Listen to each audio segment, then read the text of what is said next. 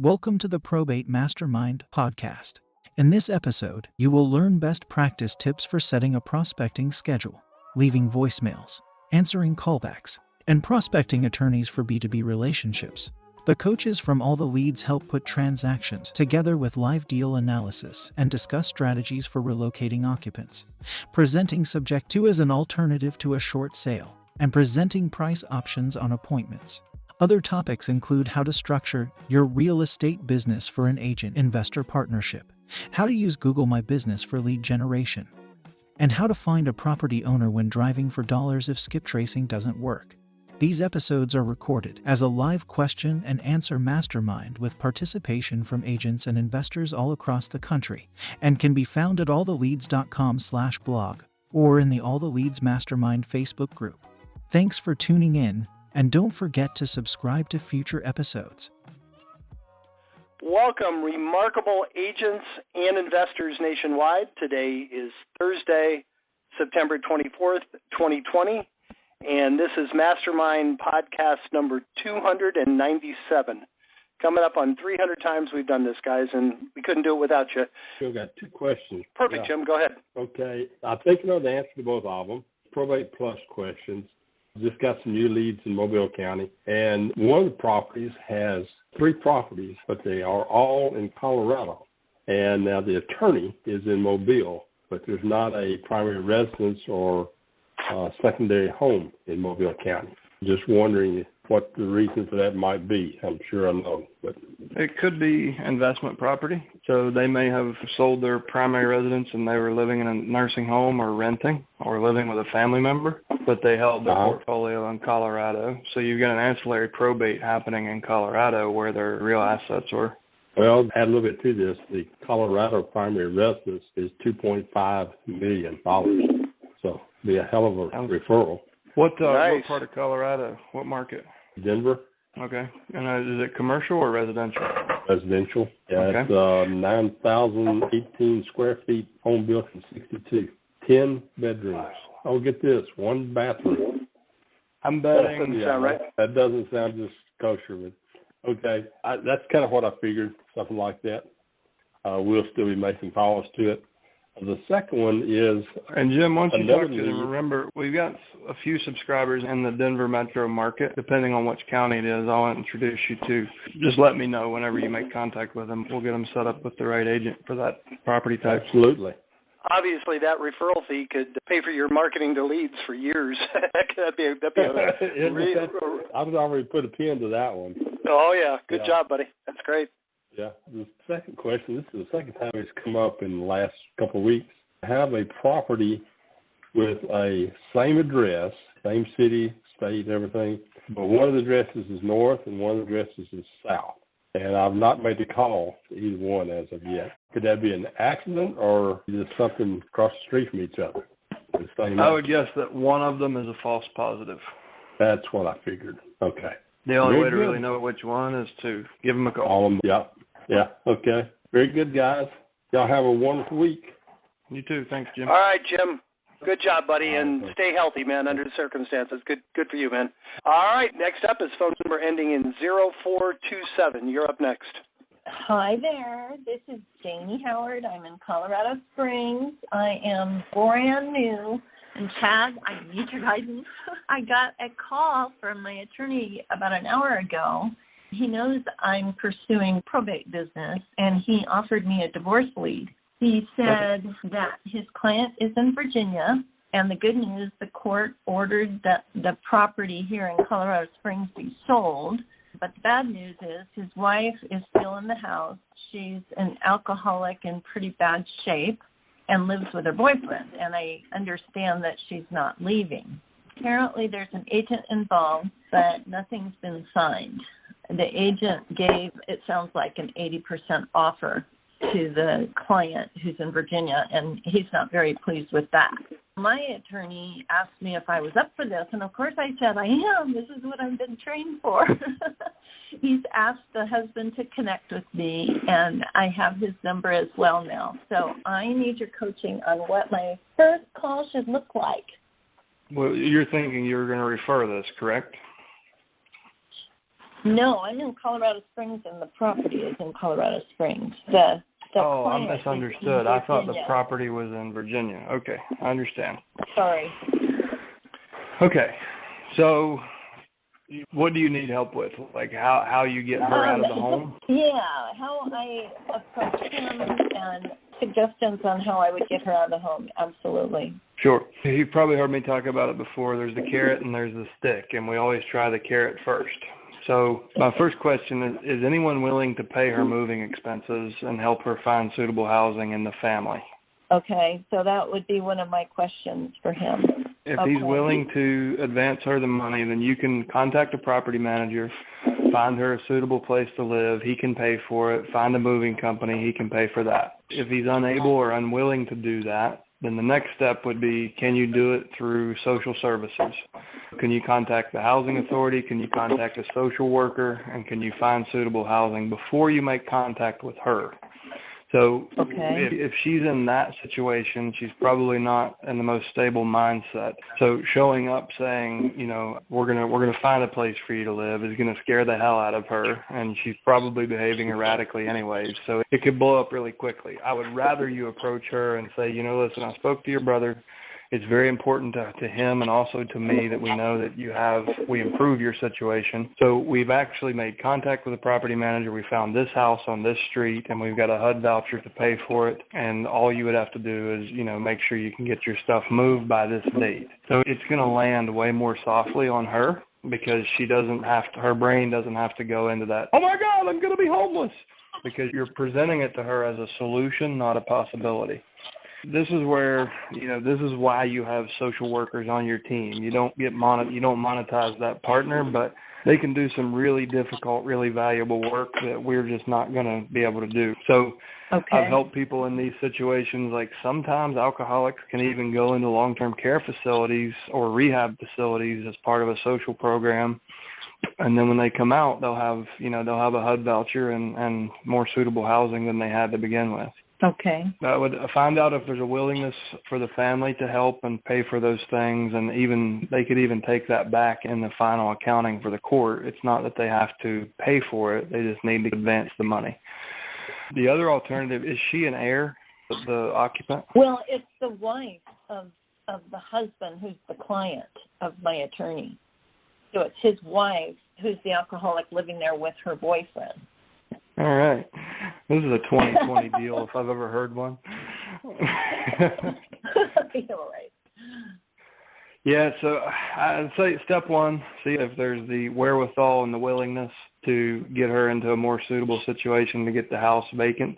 And if not, then I would go the social services route. There's also the possibility that you could connect her with Probate Cash, one of our kind of preferred partners. They do estate advance lending. So if she's due something from the inheritance, let's say she's due $100,000, they'll loan her as much as $25,000.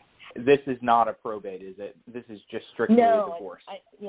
Okay. You can also advance people money in the event of a divorce. You could leverage hard money lenders, real estate investors, and pawn shop owners or deal makers. If you can say, you know, listen, here are the assets she'll be due in the divorce. Can you advance her this cash? Then I would say that's your solution C. Try A and B first. Okay. And a real basic question. I just contact the county here for a social worker. Yeah, you can usually just Google social services Colorado Springs and the number will pop up. I got really lucky, and the first person I talked to is amazing. Like, she's helped me with several deals. You may have to bounce through 2 or 3 different people, but they tend to be, you know, people who gravitate toward that career are very compassionate and very helpful usually. So it's pretty easy to connect with the right one. Well, awesome, Chad. This is really helpful. I didn't expect to have such a challenge before my letters have even gone out. That's a terrible problem to have. All right, thank you so much. Next up is phone number ending in 0456. You're up next. This is Josh Shanley. I'm in Central PA, Harrisburg, Mechanicsburg area. I am trying to figure out how to help a seller that I met with earlier this week. She's super motivated and ready to go. It's a reverse mortgage. The balance is like $137, $135, somewhere in that neighborhood. The problem is, to flip it, the amount of renovations it would need, there would be no equity in the deal. To rent it, it certainly wouldn't need quite as much. Just I'm racking my brain for if or how I could potentially help this person. She's already moved on in her mind. She's got a place in Florida. She's been battling illnesses. She just wants to be done with it. If I may, let me ask you a couple questions before we all answer. Is the condition it's in, would it appraise for more or less than what's owed? Less. Okay, then that's a reverse mortgage short sale. That's not, we've seen a number of those. What I would strongly suggest, and you said the executor is cooperative, right? She doesn't want anything out of it, but she probably... It's not a probate. It's not a probate. Oh, it's not? Privately, okay. Yeah, it's just a motivated seller, but I knew you guys would bring some great perspective. That's a classic short sale, and one of the reasons I jumped in, before probate, my wife and I started a short sale company about 15 years ago. She's still doing it. She's done over 2,000 of them. So I'd reach out to Pam. It's probably a coin flip whether you're going to be able to get it enough under appraisal to make it worth it for you or not. Are you a realtor also or not? Yes, yep. Okay, good. Well, either way then, even if you sell it, you have to sell it for market value as a realtor. If Pam can negotiate enough of a low price that it's worth it as an investor, then you jump in. If she can't, then at least you get your real estate commission, one way or the other. But she'll handle the whole thing for you start to finish. Do you have her contact info? I don't. Yeah. Give her a call. It's Pam Sullivan, and the number is 954-584-0000. And I'll give her, just in case you miss each other, I'll give her your number also. Perfect. Josh, if you want the house, there is an equity play. You're familiar with how reverse mortgages work and how the foreclosure process works? Yeah. Well, okay. I guess somewhat. So the payoff. Do you know when the house? What was the date the house was vacated? Well, it's not vacant yet. Oh, perfect. So you have a 6-month window to take this as a Sub2, do your rental rehab, stabilize it, and refinance it with a community bank. Boom. You get a free house. But Chad, he said that it would have... You have to refinance it within the 6-month window. After CapEx, he's going to have a higher appraisal. It'll appraise at 150, 160 probably. Through a community bank, you'll be able to get 80 to 85 LTV on the commercial side. So by the time you do your CapEx and put a tenant in there, you'll be able to get your cash out refi and probably come out of it with a little bit of cash, but you'll definitely have a free house and a tenant. Would you present both options, or would you, how would you personally approach it? Would you try that as option one? And I always try to let the consumer's outcome decide the strategy, and it costs me money sometimes, but I have no trouble sleeping. In this, you can both win, because in my opinion, the best strategy for her is to get out of this more quickly. So the Sub2 closing is going to happen in, 5 to 7 business days. And a short sale closing is going to take 3 to 6 months. She can get the house closed faster and move on with her life. You can get a free house. Everybody wins. It has been so long since I did a Sub2. Where would be a good place to start to figure that out in PA? It has been 12. Chris Prefontaine wrote a book called Real Estate on Your Terms, about a 4.5-hour audio book. And he also sells a creative financing course if you need more than that. But if you find a good, savvy real estate attorney who's working with investors, they'll help walk you through the purchase agreement before you go on the appointment. Just say, let's pre-write our Sub2 clause and make sure it's correct. But you just need to be well aware you should close the house into a land trust as well. I think in PA you still have to pay transfer stamps up there. But if you close it into a land trust, the lender sees it. They're going to see it as an estate planning move. Even if they do call it due on sale, you still have whatever your foreclosure process will afford you, probably 3 months to get your rehab and refi done. Yeah, okay. Yeah, I would say, too, it depends on how much you're going to put into it because, the risk-reward. If you're going to put the money into it, just make sure that you're going to be able to get it back out. That's what I would look at. Excellent. Did that help? Josh, that was fantastic. Appreciate it. One last thing. Sure. When you talk to Bob, we need to get back on the phone and pick up where we left off. Yes, agreed. All right. Next up is phone number ending in 2075. You're up next. Yes, thank you.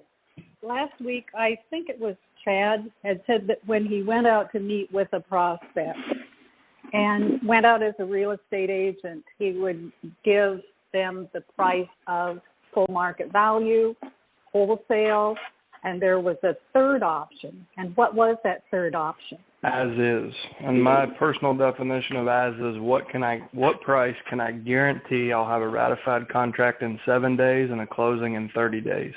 So as is, full market value, and then is there a third option?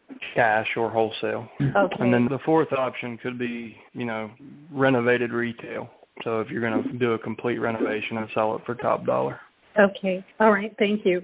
All right. Appreciate it. Good questions today, and they're short, and we're getting through a lot of people. I love it. Next up is phone number ending in 7652. You're up next.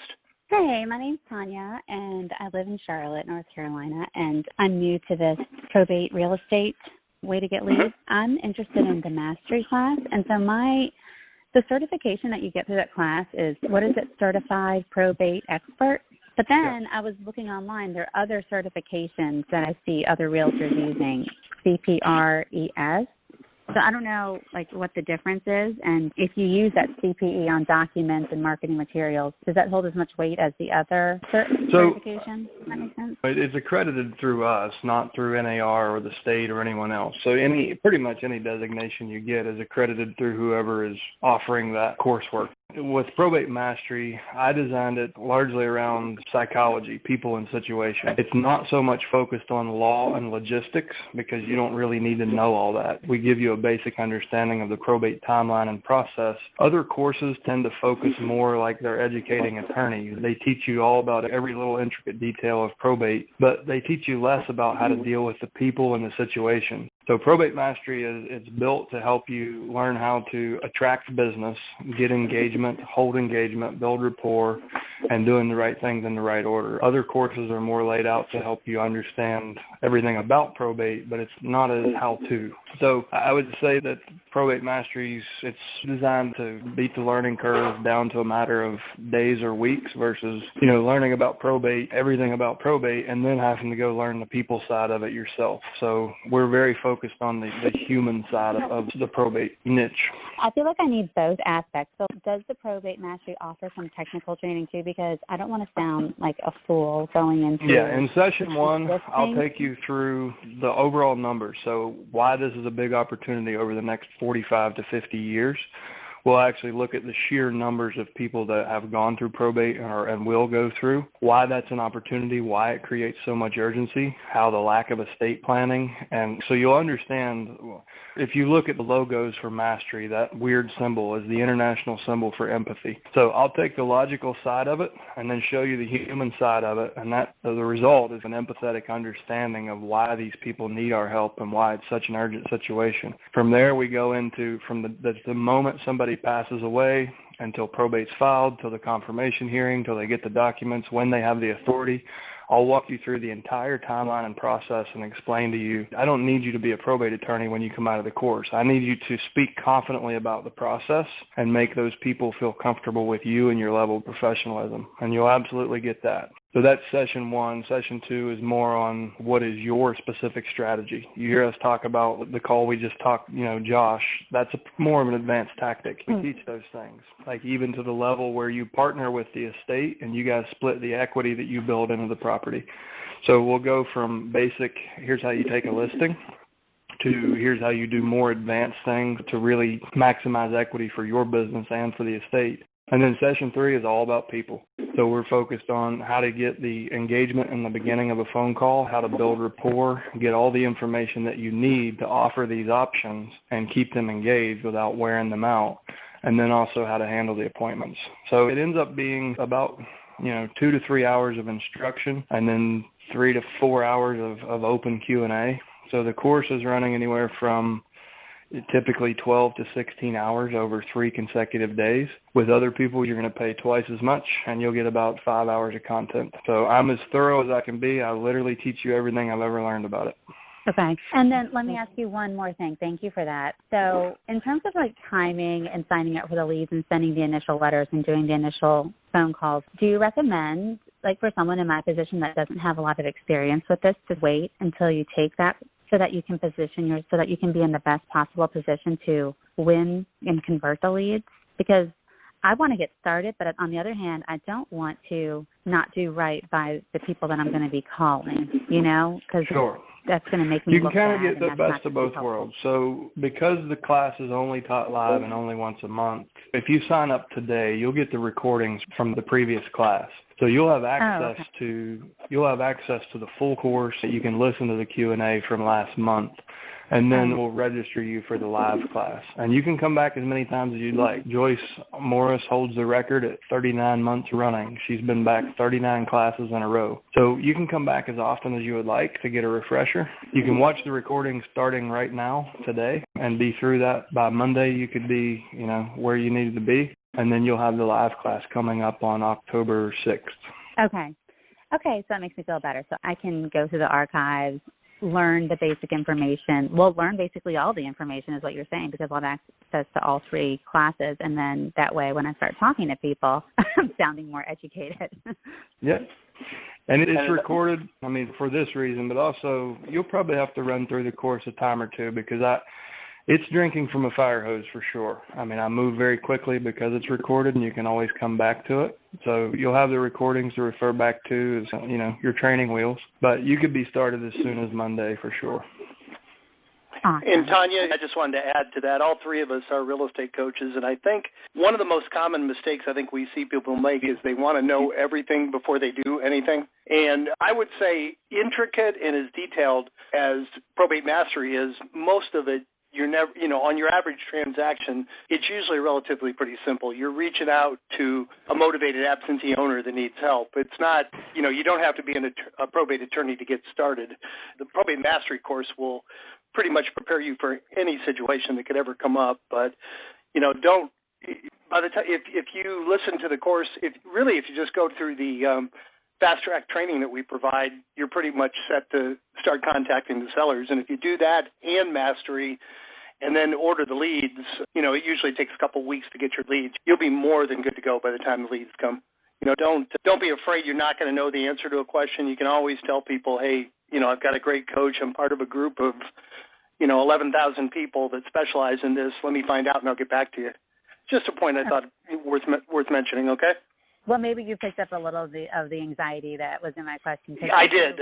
I did. Yes, I did. Exactly. I want to do a quick job. These people are already going through enough. I don't want to waste their time. You know what I mean? Sure. And I just want to be in the best position to answer. And even if they don't end up using me, at least it was a valuable conversation. That's where I'm coming at it from. Okay. So yep. I'm going to start listening to the record. I'm going to sign up and start listening to the recording. So thank you. Awesome. I have a feeling go ahead, Bruce. If I may, I've been doing this, and Tanya, this is Bruce. I'm in the same state as you. I'm up in Raleigh. The very first probate deal that I did, I didn't know anything, and I called the attorney. I just took a regular old listing, and it was probate. And I called the attorney every week, and I'd say, hey, how's everything going on your end? She'd say, good. I do need this form, though, and she'd send it to me, and I'd get the client to sign.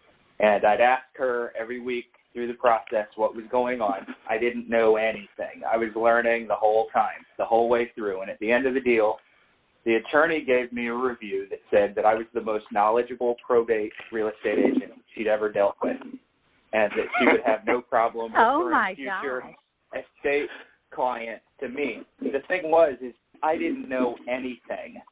I called and I asked good questions. I knew nothing. Chad's class, Probate Mastery, didn't even exist at the time. And what a lot of times I see our subscribers struggle with is they do want to know everything, and in reality, you don't have to know it all, and you really don't have to know a whole lot. When somebody asks you a question, well, how soon can I sell the house? The answer is, well, how soon do you want to sell the house? That's the answer. You don't have to give them the legal answer. You find out what their motivations are, and okay, well, why don't you connect me with your attorney, and I'll ask the attorney if that's something that can fit in the timeline. You didn't give a probate expert answer there, and the overwhelming majority of the questions and conversations you're going to have will not put you on the spot with something that you don't know. Okay, that's good to know. And as you're doing this and as you become a subscriber, definitely use, on top of the mastery class, use an implementation coaching call with me. It's on the website in the subscriber portal. You just log in, and you go to training and schedule a free coaching call. And I'll walk you through a few of these basic things that will get you started as well if you're still working through or waiting on mastery. I appreciate that so much. That makes me feel a lot better. Thank you. All right, excellent. Well, now all of a sudden we only have 3 left in the queue. We're just tearing through the queue today. So if anybody else wants to jump in, hit *6 and hit 1. In the meantime, next up is phone number ending in 3040. You're up next. Hi, good afternoon. Kathy here in Houston. I'm calling because what I find on some older leads that I'm able to find out what's going on with the probate case. And I see some of these cases have a drop order. And I'm not really sure that means that the probate is ended. However, I do see that there still is property for sale or outstanding in the estate, and it's still in the decedent's name. So I'm just wondering, how do I handle those things? I think this is a Texas. This came up a couple of calls ago. My best guess at it is you have a specific scenario in your state called Muniment of Title. And if the house is the most valuable asset, they may file probate in the beginning, and then they learn later about Muniment of Title. So then they petition for Muniment of Title. The house is then cut out of the probate, which drops the overall estate value. So the estate then meets the small estate exemption. So they close probate. It becomes a simple estate settlement. So the house is still in the name of the deceased, but it's been released from the probate. And this is a Texas-specific provision. It's your state is the only place I've ever seen this. It pretty much has to be that. The thing to remember, even if it's a property held in trust that shows up in Probate Plus or however you found out about it, the human factors are typically the same, regardless of your level of wealth.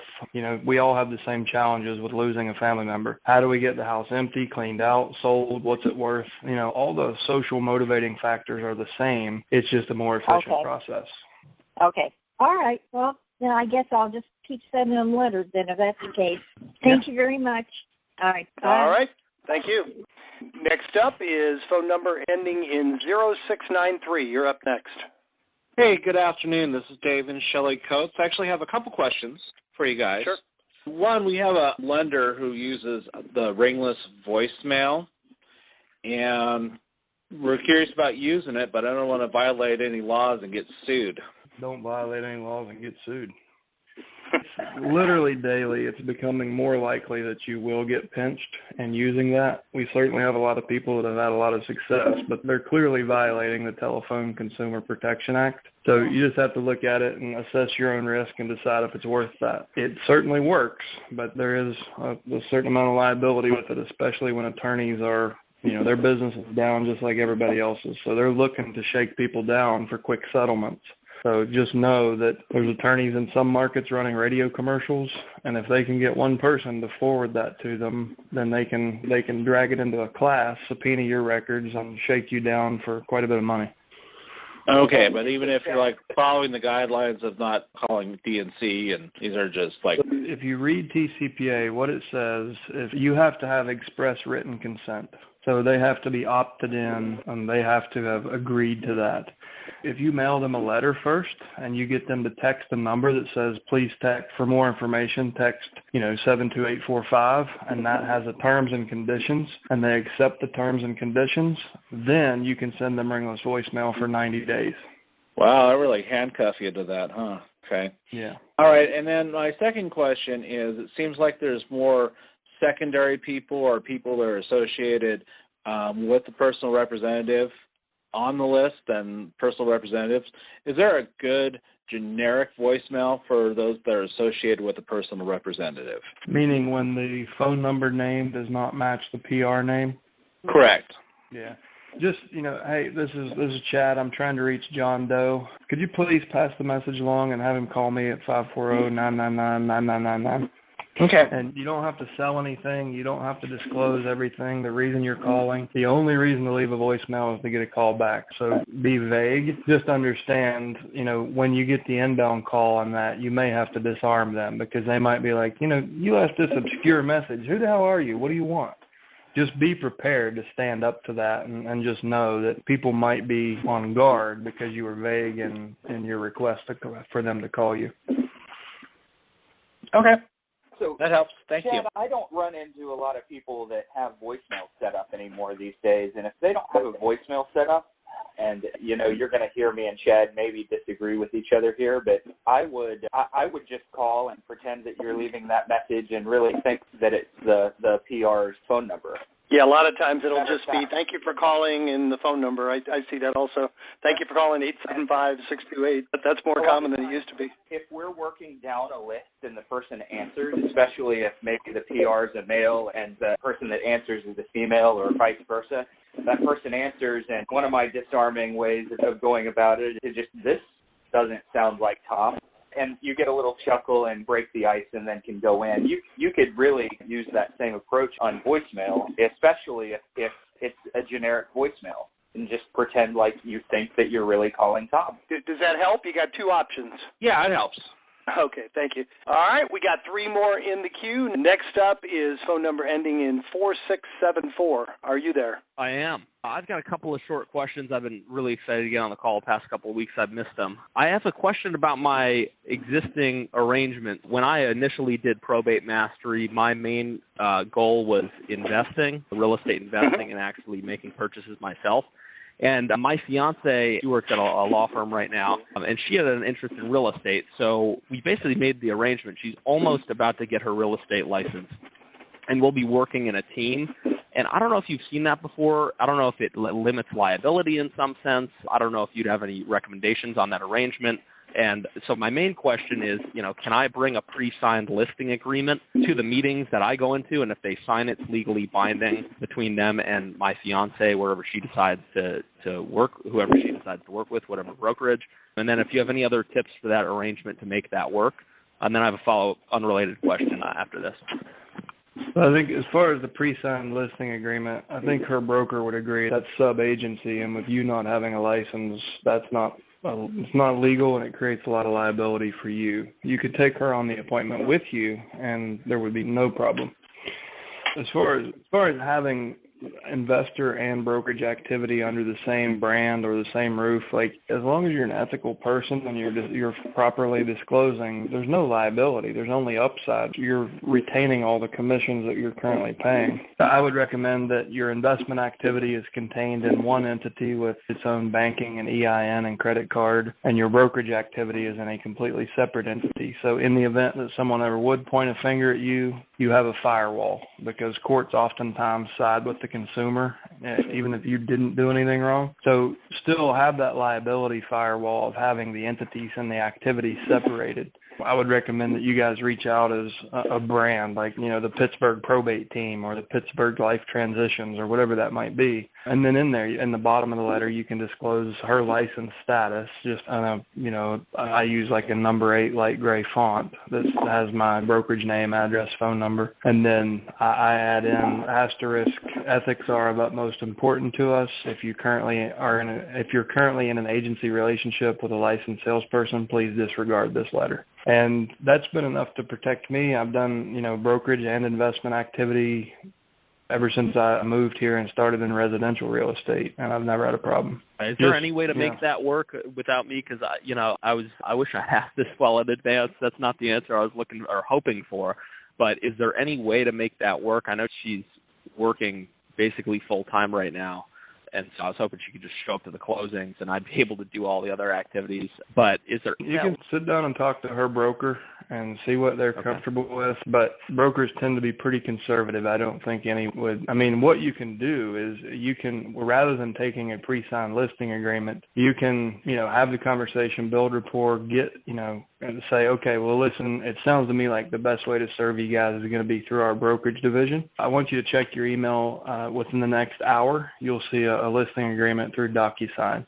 And you could do that, and then just text your wife and be like, hey, fire a DocuSign listing agreement to this couple at this, this email address. You can handle it that way. You can handle it virtually, but she needs to be the one having the pricing conversation. Any agency activity, you don't want to be talking about it, because if that person, decides that they want to back out of a deal and they point a finger and be like, well, this guy told me he was going to list it and he's not even licensed, then you've got to answer to the state. And there are financial and criminal penalties. So would it be able to handle some of the other tasks, like taking, or at least just managing the other tasks could I get hired as an assistant, quote unquote, for her, from her brokerage, and then be able to manage the photo process any of the other tasks? 'Cause I don't want her to feel like, obligated to this venture. Yeah, you can certainly do that. Like she just, as far as the agency relationship conversations, price or strategy, she needs to be the one having those conversations, not you. Once the listing agreement's signed, you can be her,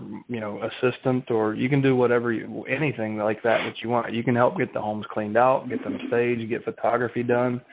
You have no worry there. It's just anything that has to do with a contract or a price discussion you want to avoid. Okay, that makes sense. My next quick question, I was wondering, I've got my toe in a bunch of different things, and I've set up, I like to call them traps, because I've got skills that can help people. I've got virtual teams to subcontract, like web development. But my question is, can this be successfully executed spending 25 hours a week on, as long as the time's spent effectively? Sure, it can. So the beautiful thing about a lot of these, do you know how many leads are in your market? Yeah, I've got, in the 2 counties that I'll be working at, $225 a month. So you're going to, when you're prospecting, you'll hold a call pace of about 12 per hour. And if you have 12 hours a week to prospect and 12 hours a week to handle appointments and admin, absolutely you can do this. That's more, quite frankly, that's more than most people put in. So you can easily do it. And what we teach is, you want to appear as a vertically integrated solution, but not be doing all the work. We teach you to build your vendor team so you get the social credit for bringing a one-stop solution, but you don't actually do the execution. Home stager does his part. The estate sale company does their part. The social worker does their part. So you're the quarterback. Like, you're coordinating this. You're not doing this. But you get the credit for it. And from a marketing standpoint, we want it to appear like this giant business under one roof. But from a business standpoint, we want you to work smart, not hard. So with 25 hours, you can absolutely make this a pillar in your business. Okay, that's really helpful to know. Do you mind if I share in 1 minute just some recent success I've had helping people, just for the group to hear? No, it'd be great. What's your first name again, sir? It's Isaiah. Okay, go ahead.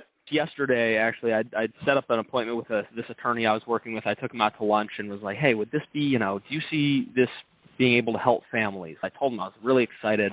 I was like, do you see this, as a solution to help some of the families you've worked with in unison with your team handled? And he was loving it and all that. And so I've been able to refer a couple of people over to him. And then recently, just 2 days ago, he had the first really meaningful, really successful, it was really hard for the family conversation. And I got him on the phone, and I told him I couldn't really help them with the property and that type of stuff just because of the nature of the property and the situation they were in. But I said, the only thing I really think that should be your priority is talking to this legal professional to talk about a living trust, and this is why. And so she finally came around to it, and they had a really successful call, and they have a follow-up call booked. So that's just, the attorney reached out and said, thank you so much for sending them my way, da, da, da. So we're going to have some lunch, and I'm going to do some co-marketing with him. So I just thought that was great, and That's awesome, really big momentum builder. But what I was going to say, how I got this, and this might be helpful, unless you would recommend otherwise, but I found Google My Business to just be an amazing local tool. And I have set up, it's actually just a separate entity, a separate LLC, but it's called Jacksonville Buyers, which is the market I'm in. And I set it up as a fictitious name to be Jacksonville Buyers Estate Cleanouts, Liquidations, and, whatever the other keyword is. And the reason I know keyword stuffing, you can't keyword stuff, and I know you know what that is, but you can't name your Google My Business something that it's not legally named, which is why I make the fictitious name include the keywords and the location. And I've gotten probably 10 or 15 inbound calls so far in the last few weeks, and I'd say about half the time there are these people, you can help them just by giving them some tips on where to go if you can't directly help them sell the property or connect them with one of your other partners.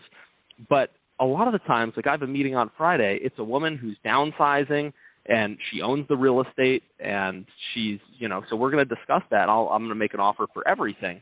But half the time there's it's either an end-of-life downsizing transition or a probate type situation.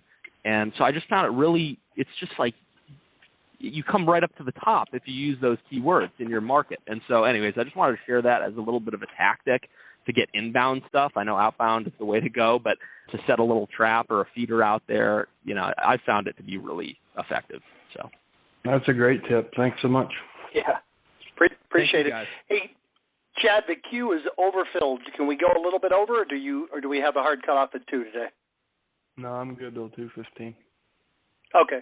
We'll get as many of you in as we can. I don't think we'll get you all. If we don't get to you, right after the call, feel free to reach out to us directly. Next up is phone number ending in 1717. You're up next.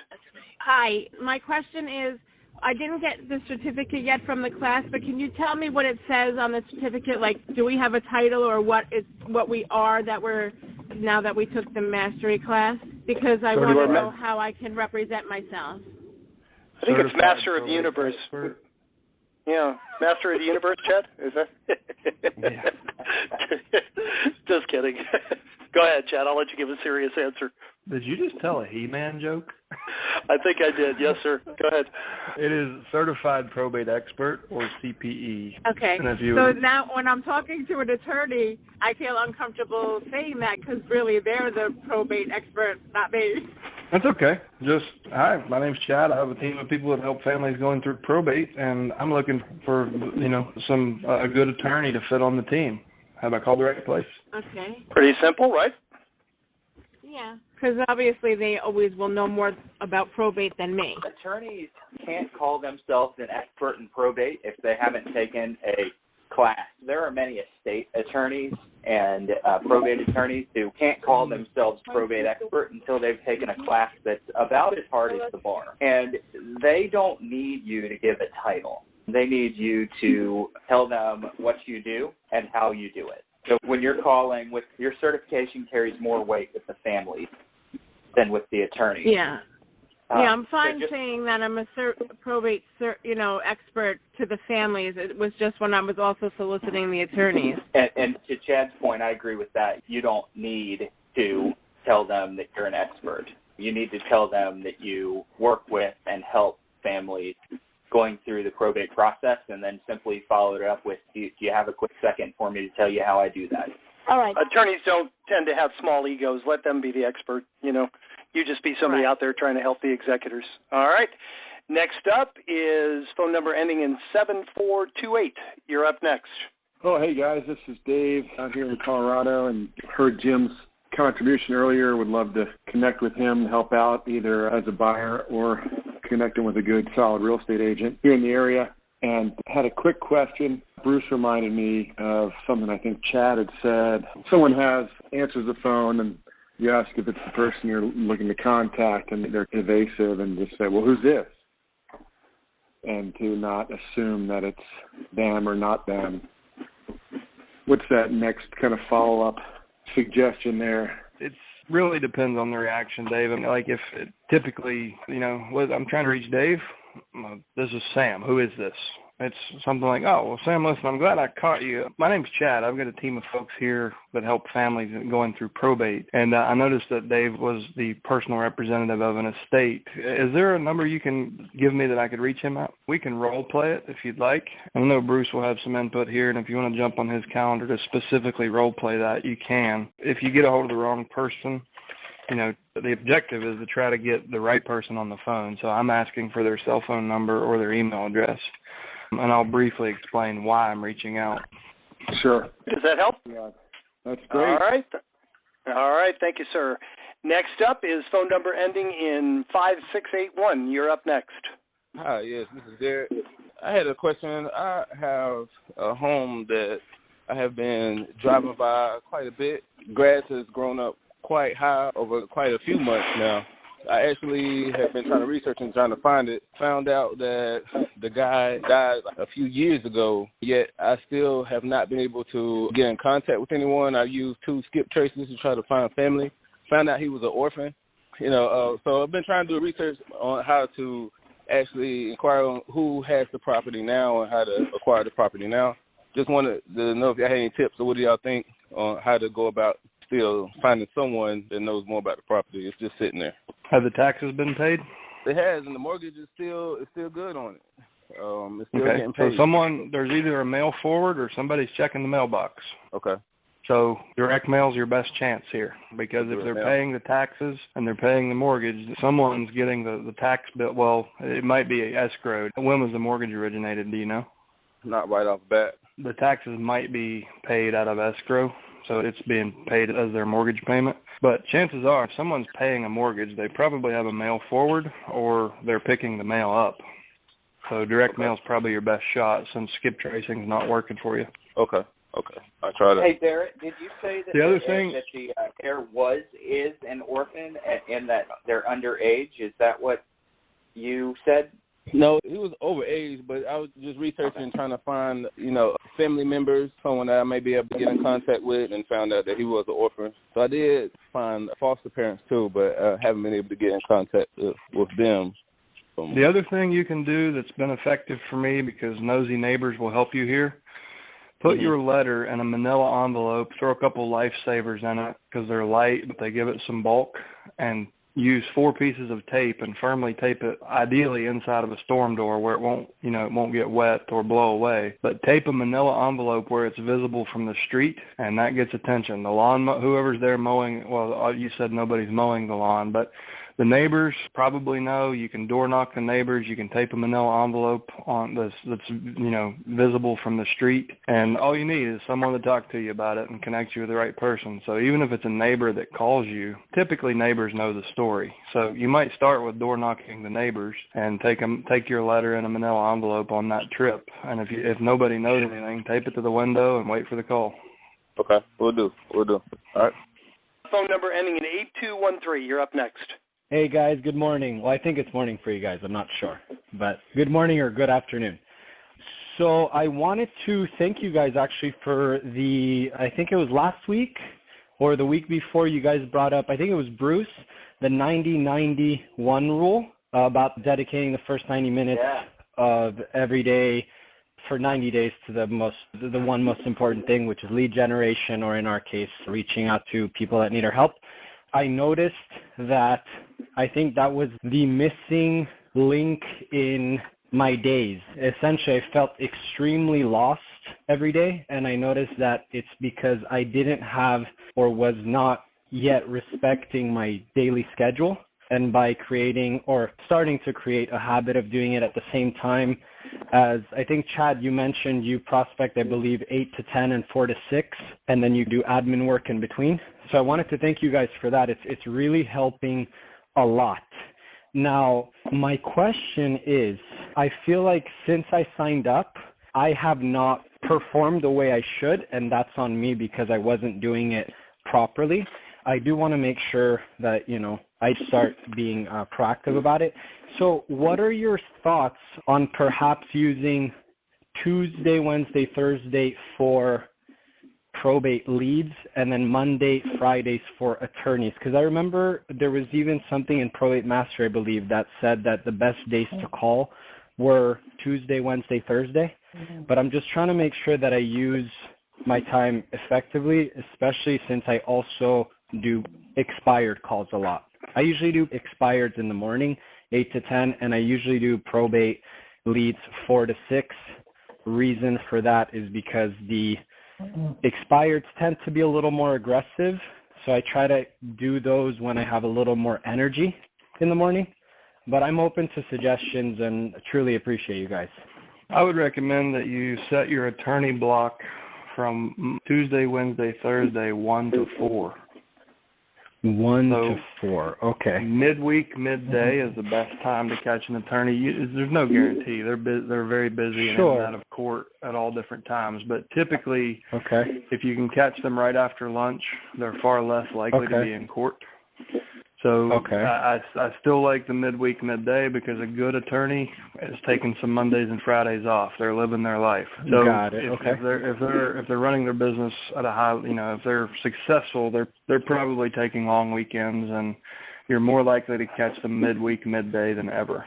So you could do your 8 to 10 block, and then do admin work until 1, and then 1 to 4 is your attorney block, and then you go back into prospecting 4 to 6. Okay. Mondays and Fridays, like for me, This changed my business.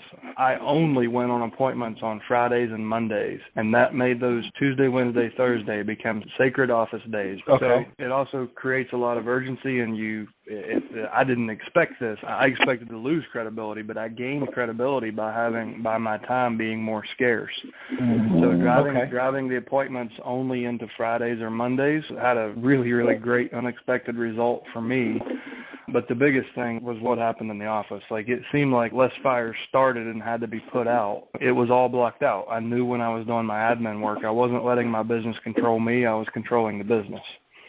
So you I could appreciate try that and, free up your Mondays and Fridays. It's hard to get people on the phones on those days anyways, and make those appointment days. And keep up the good work. Thank you, guys. Thank you, sir. Well, appreciate it. Thank you so much, guys. Thank you so much. Thank you. We started the call with Jim Forsyth, and we're ending the call with Jim Forsyth. This is our Forsyth sandwich. That's hard to say. You're last, Jim. Go ahead. I was just going to say, I heard that Dave was in Colorado, and I'm sure you will be sending it to me, but send me his contact info, and as soon as we make that PR, you got it, sir. Sure to give him a call. I already wrote that down. Immediately after the call, I'll reach out to you. Sounds good. Thanks a lot, Jim. All right. Hey, guys, I think it's one of our better calls. I really do. A lot of variety, a huge amount of participation. I want to end this like I always do. I want to thank each and every 150 of you for being here. I want to thank the 12 or 13 that actively participated, and I want to challenge each of you. Take one of the great ideas that you heard on today's call, go out and put it into practice, and please come back next Thursday and share your results with the group. Make it a great week. Stay productive, stay healthy, and we will talk to you same time next Thursday. Take care, everybody.